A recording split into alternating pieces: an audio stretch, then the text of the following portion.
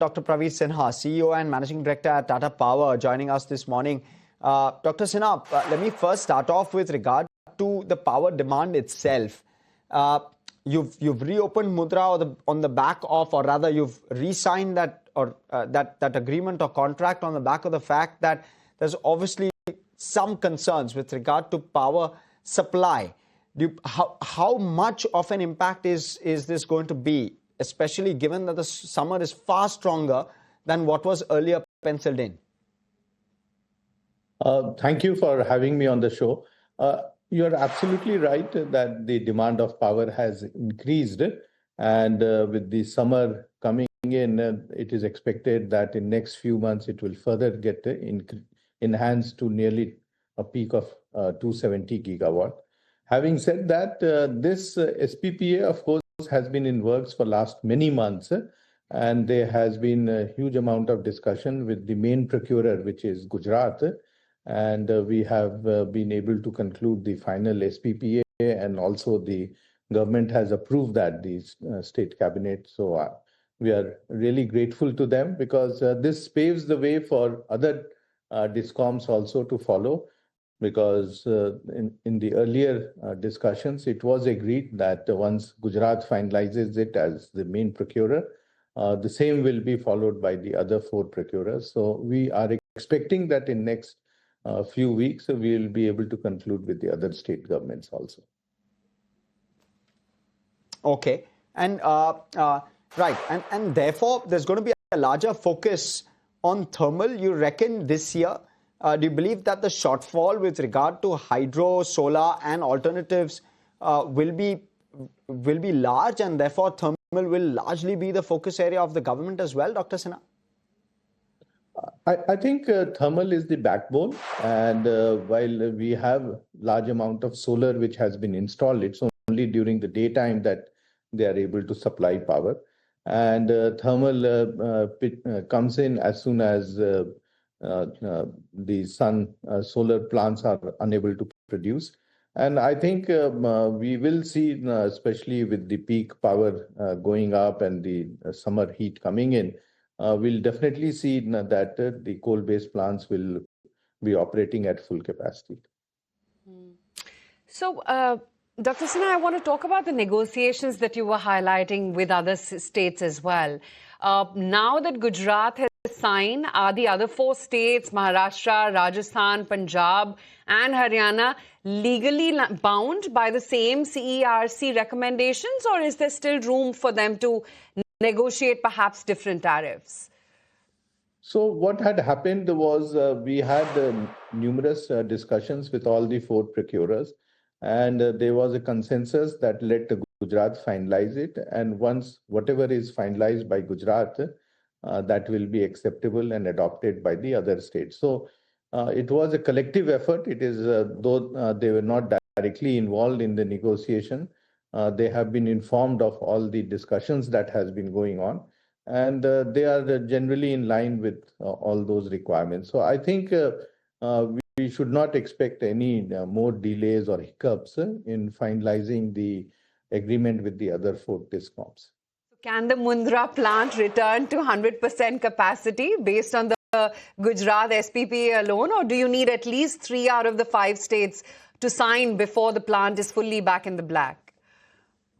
So what Government of India has done is that they have imposed Section 11. So the Section 11 means that the plant will operate at full capacity. And in the interim, we will discuss with the other 4 states and finalize the SPPA, and thereby in future the supply will be as per SPPA. Okay. If at all we were to start to see a ramp up in Mundra, which we will, what will the trajectory be? Will it take a month or so to reboot? Give us a sense of the timing of it. So the Section 11 is from 1st of April, and hopefully within 5 to 6 days, we'll be able to ramp up all the 5 units. Okay, so 5 to 6 days is what it will take. What does that do, sir, in terms of your revenue overall on the top line itself? 5 to 6 days, the first day itself, the first unit will come, the second day, the second unit, and third day, the third unit. So that's what. Otherwise, from day one itself, one unit will start operating. And, once all the 5 units operate, 4 gigawatt is a huge capacity add that will happen to the country and to especially the 5 procurers. Good to hear that. So, Dr. Sinha, now that the Mundra overhang is clearing, how much working capital is expected to be unlocked? And will this then be deployed toward the 20,000 crore rupee annual capex targeted for renewables? Absolutely right. As you know that during the last 9-month period when the plant didn't operate, we were incurring huge losses. We'll not incur that loss, and hopefully the plant should be cash neutral and should not be losing money in this plant. Okay. And with regard to the revised tariff, where does Mundra sit, especially with regard to the tariff itself? Is there a risk that solar wind power at around 2.5-3 rupees per unit will still make Mundra's power too expensive for states to buy, especially during peak generation hours?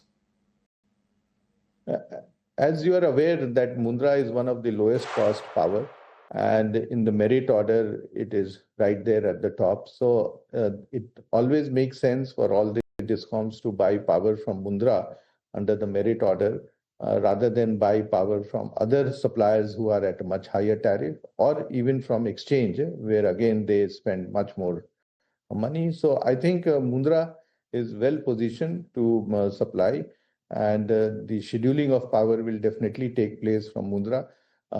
As I mentioned to you, solar is only for a few hours, and to get base load availability of power, it is necessary to have some of the low-cost coal-based projects, and Mundra qualifies for that. But Dr. Sinha, does the resolution of Mundra losses now make the asset more attractive for a potential stake sale or an InvIT? Or does Tata Power now view a profitable Mundra as a core cash cow to fund the green energy transition? Yeah, as you are aware, we are an integrated power company with all our businesses contributing on an overall basis to Tata Power. And all our existing operations, our existing coal-based hydro, transmission, distribution, Odisha discoms, renewable, all of them are part of the Tata Power. And definitely the cash that comes out of this plant will help in enhancing the growth of our renewable business, as also the other businesses where we are seeing huge amount of potential and growth opportunity. Dr. Sinha, you were expected to execute around 400 to 500 megawatts of renewables in Q4. You believe that will largely be met? Are you confident of that kind of number? Yeah, absolutely.